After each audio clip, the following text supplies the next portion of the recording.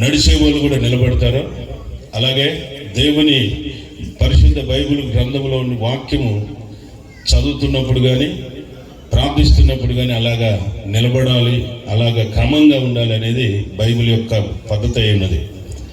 కాబట్టి మీకు విశ్వాసం ఉన్నా లేకపోయినా దయచేసి మాట్లాడొద్దు. ఒకటోసారి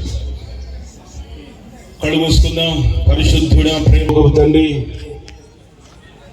నీ కుమారుడు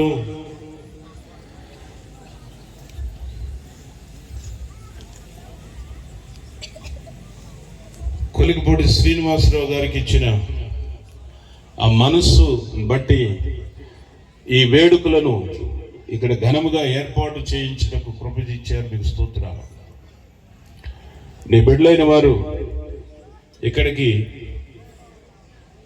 వాళ్ళ నాయకుడు పిలుపునిచ్చాడనో లేకుంటే ఇదేమిటో విందామనో ఆశతో ఆసక్తితో నీ బిడ్డలైన వారు ఇక్కడికి వచ్చారు. ఈ రాత్రి ఈ మాటలు మా అందరికీ ఆశీర్వాదకరంగా మీరే చేయండి.